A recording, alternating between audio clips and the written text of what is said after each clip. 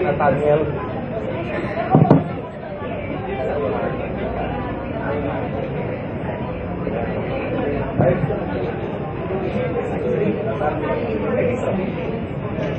Dulu mas masarap doon, ano? Kasi dito branch na lang yung dito eh. Saan ba ang main yan?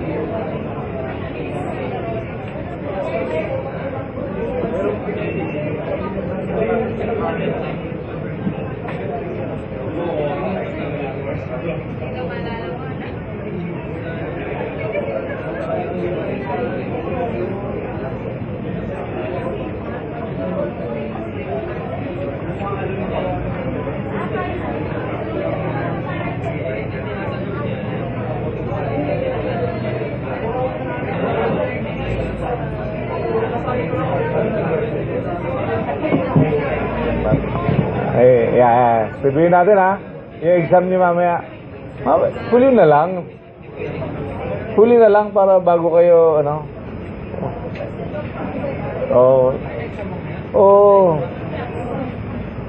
Madali lang. Puro mga bugoy lang yung gagawa. Mga bugoy kami lahat eh.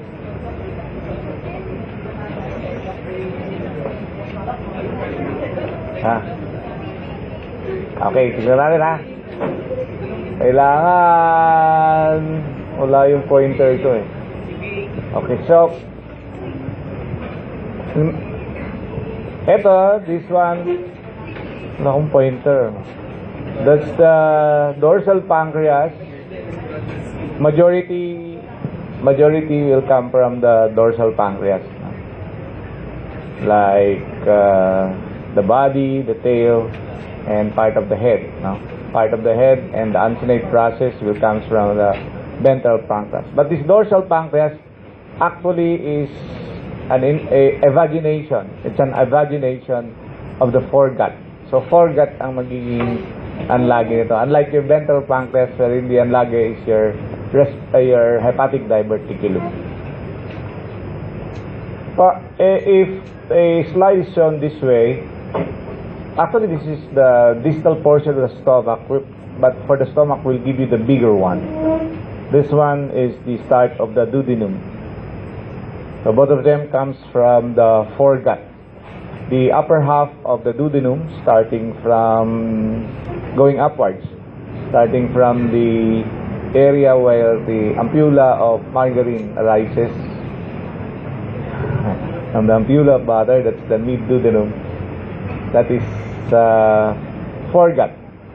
Below that would be the start of the midgut. And this consistency, the light one, regardless if it's cut tangentially, just light one, where you have a very big lumen, or it's cut transversely where the lumen is smaller, still will be your gallbladder. So the anlage of your gallbladder is hepatic diverticulum. For all the GIT, the germ layer of origin is endoderm. Although the endoderm will actually give you the lining epithelium and the associated glands that comes from the lining epithelium, but it is the endoderm that will stimulate the surrounding mesoderm to form your gut, and that's the reason why if you are asked for the germ layer of origin, it would be endoderm. But if the question is, say for example, the stomach arises from the endoderm, the mesoderm, both or neither, then that would be both. But if you're given only one choice, that would be your endoderm. And this consistency is your liver. Now, liver.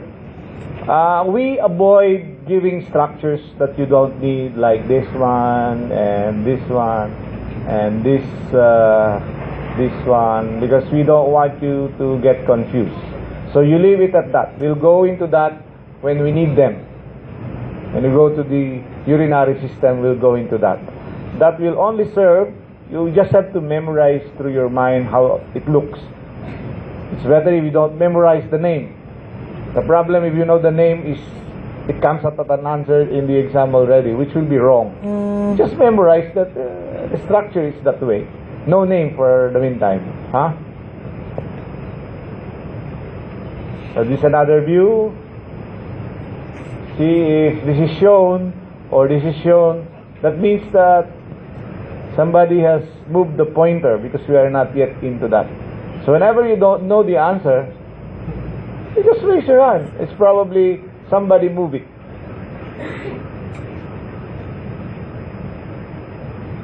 Identify?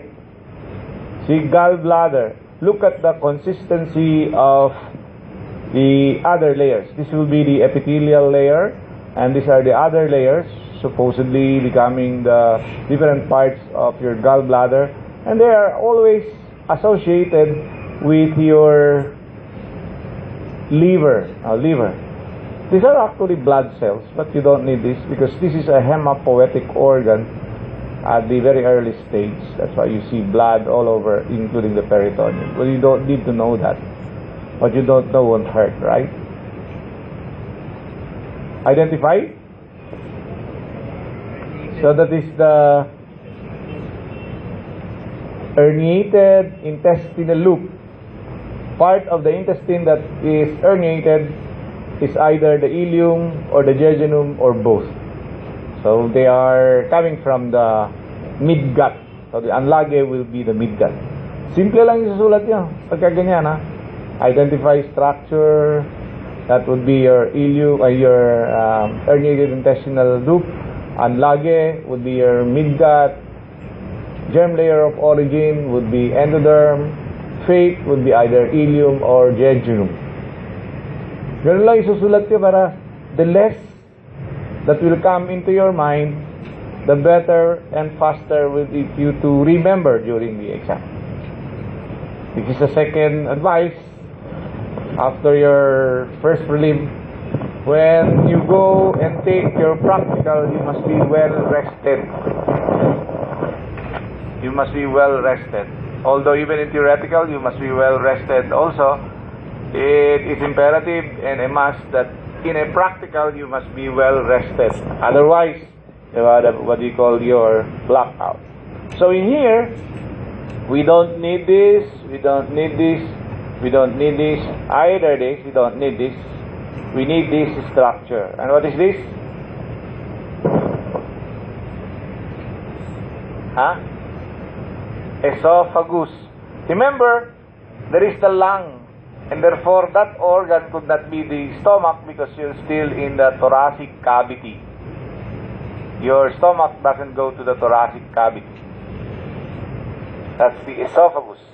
There will be slides wherein both the trachea and the esophagus together with the lungs are visualized, depending on the cut. Remember, you are cutting your embryo serially. And then you have again your, say for example, the pointer is here. Actually, this is your inferior vena cava. But we are not yet into that. We'll go into that when we go to the vascular system. So your answer will be liver if that is one is pointed. This is, so you have a lot of vessels here, but you don't need to know that. You only have to need your liver. Fate, of course, it would be the liver. Not spread, huh? Just liver. And then the anlage would be hepatic diverticulum. So that would be the type of specimen that we will give you if you want the stomach. And for sure, stomach will be there as a bonus. It would be a bonus question. Anlage would be forgot. Fate would be stomach also. So here you see this structure, which is a blood vessel. this urinary structure, this respiratory structure, this is your liver, and you need again your esophagus. Do not answer trachea. We're not yet into trachea. Even if you think it's the trachea, do not answer trachea. Because you have not taken trachea yet in the embryology, right? Not yet. Soon to come. Then this is another view of the herniated intestinal loop. See, if we point here, that means somebody move it, because we don't need to know your umbilical cord. We just have to know your... We'll go back to the umbilical cord later. We just want this herniated intestinal loop. No, herniated intestinal loop. This is another view without the lungs. You now see your trachea and your esophagus. That is your developing spinal cord. So this is posterior, that is anterior, this is developing heart. There. That is your trachea. Trachea. For sure. I'm sorry. Esophagus. For sure. Nalito tuloy ako. For sure, esophagus will also come out. Nadadalian ba kayo dyan? O mahirap? Mahirap. Huwag yun ang dugtungan ng primitive. Pharynx na lang. Pharynx. It also comes from the foregut.